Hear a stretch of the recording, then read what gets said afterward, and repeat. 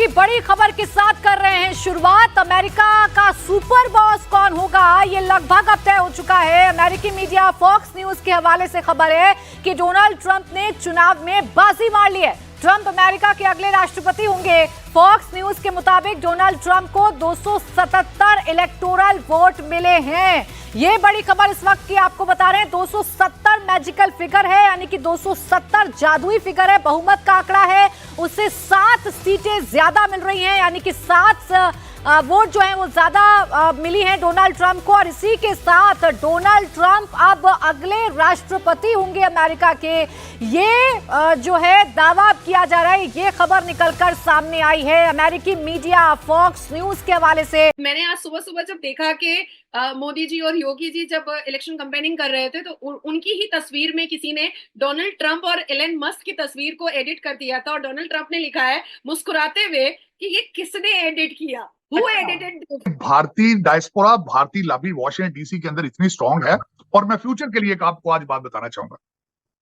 America अगर आपसे बात करेगा फ्यूचर में तो भारत से इजाजत लेके करेगा, आपसे वरना बात नहीं करेगा। पाकिस्तान को अमेरिका हमेशा देखता रहा है अफगानिस्तान के तनाजर से, फिर उसके बाद टेररिज्म के हवाले से, उसके बाद तीसरा क्वेश्चन कोई नहीं है। जब से फॉल ऑफ काबुल हुआ है पाकिस्तान बिकेम इररेलेवेंट। जैसे भारत में मोदी और योगी की जोड़ी को बहुत सराहनीय किया जाता है, मोदी और योगी की जोड़ी को बहुत पसंदीदा और प्रिय कहा जाता है और एक कंपैटिबिलिटी दोनों की मिलती है, एक माइंड का जो अफेक्शन है जो दोनों का वो जैसे मिलता है मोदी और योगी का, वैसे ही हम देख रहे हैं कि ट्रंप का और एलन मस्क का हम लोग देख रहे हैं कि कहा यह जाता है कि कमला हैरिस इंडियन ओरिजिन है, तो इंडियंस कमला हैरिस को सपोर्ट करते नजर आ रहे हैं या फिर डोनाल्ड ट्रंप को सपोर्ट करते नजर आ रहे हैं। कमेंट बॉक्स में जरूर बताइएगा। ट्रंप ने अपने सारे ट्रंप खेल दिए इस इलेक्शन को जीतने के लिए। हालांकि अगर मैं 2016 का स्टेटमेंट ट्रंप का उठाऊं तो भी वो हिंदुओं के लिए बहुत ज्यादा उनके अंदर इमोशन पाया गया था। मैं 2021 का अगर स्टेटमेंट उठाऊं तो हिंदुओं के लिए उनके अंदर बहुत सारे जज्बात पाए गए थे।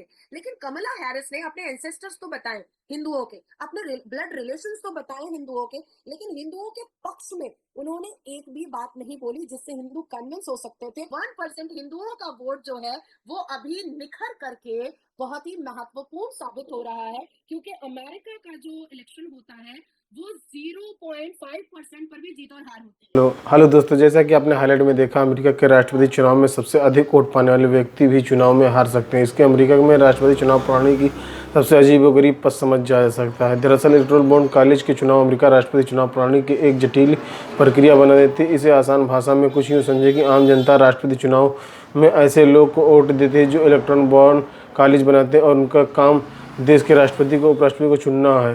नंबर 1 की पहले सप्ताह में मंगलवार को वोटिंग उन मतदाताओं के लिए होती है जो राष्ट्रपति चुनते हैं। ये लोग इलेक्टर्स कहलाते हैं। इलेक्टोरल निर्वाचन होने के बाद 17 दिसंबर को अपने अपने राज्य में एक जगह इकट्ठा होते हैं और राष्ट्रपति व उपराष्ट्रपति के लिए वोट करते हैं। तो दोस्तों चलिए देखते हैं कि पाक मीडिया इस वीडियो पर क्या रिएक्शन देता है और उनका क्या कहना है इस वीडियो के बारे में। मैंने जितना 2020 में अमेरिका के इलेक्शन को मैंने मतलब बहुत ज्यादा फॉलो किया था, 2024 में भी बहुत ज्यादा फॉलो कर रही हूँ। और जिस हिसाब से डोनाल्ड ट्रंप को मैं 2010 से फॉलो करती हूँ और मैं उनको बहुत बॉस के तरीके से मैं उनको मानती हूँ, और जिस हिसाब से उनका एक प्रेजेंटेशन है, उनका एक ऑरा है और बच्चों के प्रति वो जितना ज्यादा भावुक रहते हैं और सबसे बहुत घुल मिल करके मिलते हैं और बिल्कुल बहुत ही आउट स्पोकन है, बहुत ही जो बातें करते हैं वो बहुत क्रिस्टल क्लियर करते हैं। तो अगर मेरे परसेप्शन से, मेरे थॉट प्रोसेस से अगर पूछा जाए तो 2020 में भी मैंने कहा था कि ट्रंप को जीतना चाहिए और इस बार 2024 में भी मैं कह रही हूँ कि ट्रंप को जीतना चाहिए। उनकी एक बात मैं जरूर बताना चाहूंगी जो 4 दिन पहले हुई थी। कमला हैरिस और डोनाल्ड ट्रंप के बीच का जो इंडियन पॉलिटिक्स होता है ना, वैसा ही कुछ दांव-पेच दिखाई दे रहा था। जैसे हमें इंडियन पॉलिटिक्स में बड़ा चटखारा और बड़ा मजा और बड़ी लज्जत दिखाई देती है और पूरी दुनिया के जब मीडिया उसको कैप्चर करते हैं तो बड़े अच्छी अच्छी हेडलाइंस बनते हैं। तो उसी तरीके से जब अमेरिका में कमला हैरिस और डोनाल्ड ट्रंप के हम लोग इलेक्शन कैंपेनिंग को देखे हैं तो वो भी बड़े चटखारेदार था। उसी में एक बार कमला हैरिस ने, आज से सिर्फ 8 दिन पहले की बात है, कि उन्होंने कहा था कि ट्रंप के जितने भी फॉलोअर हैं वो गार्बेज है। तो ट्रंप ने क्या किया कि वो गार्बेज की वैन में एक सैनिटेशन वाला कपड़ा पहन करके वो बैठ गए और कहे कि ये साई है, ये सही है।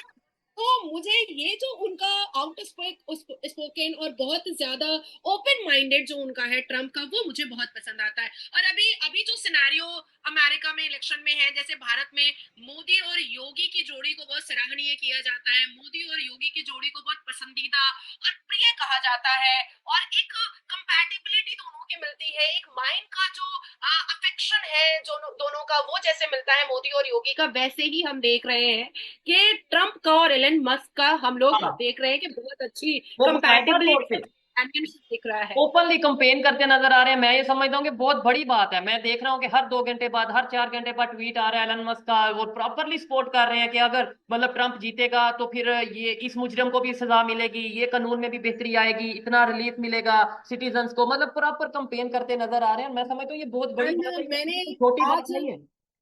क्योंकि मैं एलन मस्क को और डोनाल्ड ट्रम्प दोनों को मैं एक्स हैंडल पर फॉलो करती हूँ, और मैंने आज सुबह सुबह जब देखा कि मोदी जी और योगी जी जब इलेक्शन कैंपेनिंग कर रहे थे, तो उनकी ही तस्वीर में किसी ने डोनाल्ड ट्रम्प और एलन मस्क की तस्वीर को एडिट कर दिया था, और डोनाल्ड ट्रम्प ने लिखा है मुस्कुराते हुए कि ये किसने एडिट किया, वो एडिटेड, तो वो भी मिलियंस में गया, और मैंने उसको रीट्वीट भी किया है, और वो भी मेरे पास भी वो मिलियन में चला गया है। तो मुझे ये सारे नेचर जो है वो डोनाल्ड ट्रम्प के बहुत पसंद आते हैं। अब हम आते हैं सीरियस टॉपिक पर, ठीक है कि डेफिनेटली हमारे भारत के इलेक्शन, मतलब जाहिर बात है, अभी आप ये बात स्टार्ट करने लगी है, मैं बिल्कुल खामोशी से सुनूंगा, लेकिन एक चीज जो मैंने नोट किया वो भी आप साथ ही कवर करिएगा कि इलेक्शंस अमेरिका में चल रहे हैं, और मैंने ये देखा है कि वहां पे अगर ट्रम्प की बात करें तो वो भी 2-3 दिन पहले उन्होंने स्टेटमेंट दी कि भाई मैं हिंदुओं पे जो जुल्म हो रहा है उसके ऊपर, उसके खिलाफ मैं अपना कंपेन करूंगा, उन्हें प्रोटेक्ट करूंगा।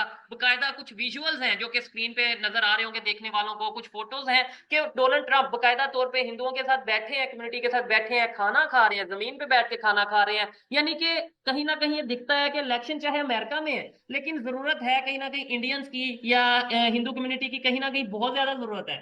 तो इसके ऊपर भी साथ आप बात करिएगा। और दोनों जरूर बात पार्टीज को, ऐसा नहीं है कि सिर्फ ट्रम्प, वहां पे भी कोशिश की जा रही है और यहाँ पे भी कोशिश की जा रही है। बिल्कुल, मैं इसको भी जरूर अपने अपने स्टेटमेंट पे और आपको समझाने की और आपके व्यूअर्स को समझाने की कोशिश करूंगी। कहना स्टार्ट यहाँ से करते हैं कि दोनों कांटे का टक्कर है, और एड़ी चोटी का जोर दोनों ने लगा कर रखा हुआ है, कमला हैरिस ने भी और डोनाल्ड ट्रंप ने भी। अब देखना ये है कि जैसे हमारे आपके पाकिस्तान में, हमारे भारत में, एक हमारा भारत एक देश है लेकिन कई स्टेट्स है, उसी तरीके से अमेरिका एक देश है यूएस, और उसमें कई स्टेट्स है। तो 538 जो है स्टेट्स, उसमें से 270 को जीतना पड़ता है, तब जाकर के कोई वहां का इस पद पर बैठता है, प्रेसिडेंशियल रूल करता है। अब कमला हैरिस जो है वो कैलिफोर्निया से आती है, जहां पर 50 इलेक्ट्रोल वोट होते हैं, और ट्रंप जो है वो फ्लोरिडा से आते हैं, तो वहां पर 30 इलेक्ट्रोल वोट होते हैं। अब बहुत ही नेक टू नेक की लड़ाई है, और इस बार मैंने देखा है कि 7 स्टेट को स्विंग स्टेट बनाया गया है। जैसे हमारे यहाँ का इलेक्शन और अमेरिका का इलेक्शन बिल्कुल डिफरेंट है, बिल्कुल डिफरेंट है। वो मसाला मिल रहा है हमें भी, लेकिन इलेक्शन करने का तरीका बिल्कुल डिफरेंट है। जैसे स्विंग स्टेट क्या होता है, जैसे एटलस इंटर सर्वे के हिसाब से और भी बहुत सारे सर्वे रिपोर्ट के हिसाब से इस बार 7 स्टेट जो अमेरिका के हैं उसको स्विंग स्टेट कहा गया है, और अमेरिका में कौन कब जीतेगा और कैसे जीत जाएगा किसी को पता नहीं होता है। तो उसमें से जो सर्वे रिपोर्ट्स निकलते हैं उसमें से उन स्टेट को चूज किया जाता है जहां से कोई जीत भी सकता है और कोई हार भी सकता है। तो ऐसे 7 स्टेट चुने गए हैं। अब इसमें पेंसिल्वेनिया जो है उस पर पूरे दुनिया की नजर है, पूरे दुनिया की नजर है, क्योंकि नेक टू नेक लड़ाई ट्रंप की भी है और नेक टू नेक लड़ाई कमला हैरिस की भी है। अब क्योंकि हमारा जो जीडीपी है पूरी दुनिया में, उसका 24% कॉन्ट्रीब्यूशन जो है वो अमेरिका से आता है। तो अमेरिका में जब इलेक्शन होता है तो इस पूरे दुनिया के स्टॉक मार्केट की नजर होती है, इस पूरे दुनिया के इकोनॉमी की नजर होती है, इस पूरे दुनिया के ट्रीटी और बायलैटरल रिलेशन वालों की नजर होती है, इस पूरे दुनिया में जैसे हम G7 करते हैं या हम G20 करते हैं या क्वाड करते हैं, तो इन सब की नजर जो होती है वो अमेरिका के इलेक्शन में होती है, क्योंकि जीडीपी का 24% कंट्रीब्यूशन एक छोटी बात नहीं होती है। अगर कोई जियोपॉलिटिक्स को समझता है और इकोनॉमिक्स को पढ़ा है तो ये एक बहुत बड़ा कंट्रीब्यूशन है। अब बात आती है कि क्या कमला हैरिस उन 3 टॉपिक वो 3 आइकॉनिक टॉपिक जिस पर इस बार 2024 का अमेरिका का इलेक्शन लड़ा गया है, क्या खरी उतरी है या डोनाल्ड ट्रंप उन 3 आइकॉनिक टॉपिक पर खरे उतरे हैं? अब लोग सोचेंगे कि ये आइकॉनिक टॉपिक है क्या। तो अमेरिका में सबसे ज्यादा इकोनॉमी को लेकर के बात हुई है इस बार, इमिग्रेशन को लेकर के बात हुई है, हेल्थ को लेकर के बात हुई है सबसे ज्यादा, क्योंकि जब से जो बाइडेन आए हैं तब से हेल्थ के मामले में अमेरिका कहीं ना कहीं पीछे गया है। जैसे कैंसर को लेकर के क्वाड की मीटिंग में भी, समिट में भी हमारे भारत के आदरणीय प्रधानमंत्री ने बात किया था कि कैंसर को लेकर के हमें और भी ज्यादा सशक्त होने की जरूरत है और हेल्थ डिपार्टमेंट को हमें ये कहने की जरूरत है कि कैंसर को किस तरीके से खत्म किया जाए। अब आती है इमिग्रेशन की बात। तो इमिग्रेशन को लेकर के भी बिडेन के जमाने में, जब तक बिडेन जो बिडेन रहे हैं 2020 से 2024 तक में, तो जो भी इमिग्रेशन के प्रोसेस और लीगल प्रोसेस हुआ करते थे उसमें बड़ा फ्लेक्सिबिलिटी और बहुत ज्यादा दुविधाएं आ रही थी। जो लोगों ने गाहे बगाहे बड़े से बड़े मॉर्निंग टाइम्स कहिए या बड़े से बड़े चैनल्स कहिए, उन्होंने उसको छापा था और बताया था कि इमिग्रेशन में प्रॉब्लम आ रहे थे। इकोनॉमी को लेकर के जो बिडेन के जमाने में कोई दुविधा नहीं खड़ा करना चाहूंगी, क्योंकि इकोनॉमी को उन्होंने संभाला है, ऐसा नहीं है कि नहीं संभाला है, डेफिनेटली संभाला है। और अमेरिका को जिस हिसाब से जो बिडेन ने चलाया था 2020 से 2024 तक में, वो सराहनीय था। अपने किसी भी बायलैटरल रिलेशन और ट्रीटी के रिलेशन को उन्होंने डैमेज नहीं किया, उन्होंने रुइन नहीं किया। हाँ, बहुत बैलेंस, बायस नहीं था उनका कोई भी डिसीजन, हर डिसीजन उनके बैलेंस रहे हैं। लेकिन कहीं ना कहीं कुछ चीजों को लेकर के, जैसे बहुत सारे मजहब और धर्म को लेकर के उनकी बायसनेस दिखाई दी है। अब क्योंकि इमिग्रेशन और हेल्थ को लेकर के उनके ऊपर क्वेश्चनेबल और ऑब्जेक्शनेबल मार्क आ रहे थे जो बिडेन पर, तो उन्होंने क्या किया कि कमला हैरिस को उन्होंने खड़ा किया।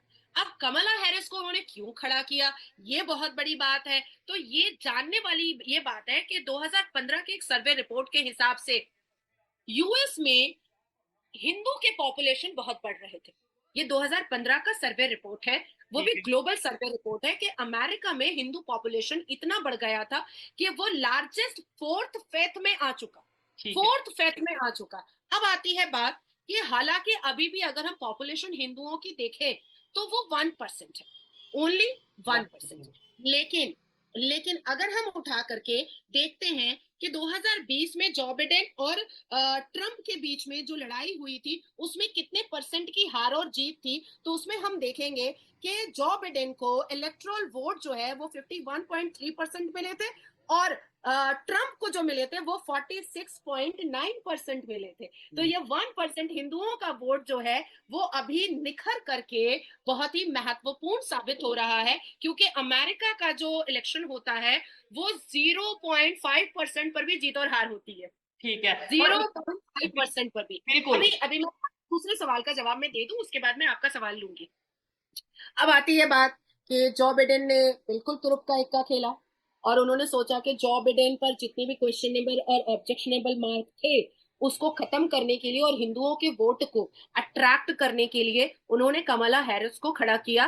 और कमला हैरिस ने लास्ट 6 मंथ से अपने हिंदू एंसेस्टर्स, अपने हिंदू रिलेटिव्स, अपने हिंदू एक्वेंटेंस का उन्होंने प्रचार करना स्टार्ट कर दिया था और उन्होंने कहना स्टार्ट कर दिया था कि उनके जो एंसेस्टर्स हैं वो हिंदुओं से मिल रहे थे। लेकिन बात यहाँ पर आती है कि ट्रंप ने अपने सारे ट्रंप खेल दिए ट्रंप ने अपने सारे ट्रंप खेल दिए इस इलेक्शन को जीतने के लिए। हालांकि अगर मैं 2016 का स्टेटमेंट ट्रंप का उठाऊं तो भी वो हिंदुओं के लिए बहुत ज्यादा उनके अंदर इमोशन पाया गया था। दोस्तों, जैसा कि आपने वीडियो में देखा, अमेरिका जनता आज वोट करके सीधे तौर पर स्वयं अपने राष्ट्रपति का चुनाव नहीं कर रही। ठीक ऐसे ही नियम उपराष्ट्रपति पद के लिए भी है। वोटर्स इस इलेक्टोरल कॉलेज के अलावा कांग्रेस रिप्रेजेंटेटिव असेंबली प्रतिनिधियों को भी चुने रहे हैं। रिप्रेजेंटेटिव असेंबली ने 435 सीट के लिए काउंटिंग में हो रही, इसके साथ ही सीनेट 33 सीटों के लिए चुनाव होगा। फिलहाल रिवलिंग में मौजूद सदन के नियंत्रित कर रहे हैं। हालांकि सीनेट ने डेमोक्रेटिक बहुत ही है, कई मामलों में सीनेट के सरकार पर ज़्यादा प्रभाव होता है। हालांकि दोनों सदन मिलकर कानून पारित करते हैं। इलेक्टोरल कॉलेज में 538 इलेक्ट्रॉन शामिल हैं, जो सभी 50 राज्य और कोलंबिया जिले में प्रतिनिधित्व करते हैं। प्रत्येक राज्य में 3 से 54 के बीच इलेक्टोरल शामिल हैं। किसी भी राज्य व निर्वाचक की संख्या उसको अमेरिका के सेनेटर और अमेरिका के प्रतिनिधियों की कुल संख्या और जोड़कर निर्धारित की जाती है। अमेरिका में करीब 51 स्टेट हैं। हर स्टेट में 2 सीनेटर्स हैं। हिसाब से कुल 102 सीनेटर्स चुने जाते हैं। अमेरिका के एक राज्य का संघ है, इसलिए राज्य के अधिकार बराबर विभाजित रहे हैं। कई बड़े राज्य छोटे राज्य के दबा नहीं सके, इसलिए सभी राज्यों को बराबर प्रतिनिधि भेजने का राइट संविधान में दिया है। जिससे तरह के समझ सकते हैं उत्तर प्रदेश, महाराष्ट्र जैसे बड़े राज्य और अरुणाचल प्रदेश, सिक्किम जैसे छोटे राज्य भी राज्यसभा में 2 ही प्रतिनिधि भेजकर अधिकार मिल पर भारत राज्यसभा का महत्व कम है, जबकि अमेरिका के इसमें सीनेट बहुत कम ताकत मिलती है। अमेरिका में कुल 538 सीनेट पर चुनाव विजेता ही उम्मीदवार होते हैं। तो दोस्तों वीडियो कैसा लगा अपनी राय कमेंट बॉक्स में जरूर दें। वीडियो पसंद आए तो लाइक और सब्सक्राइब करना ना भूलें।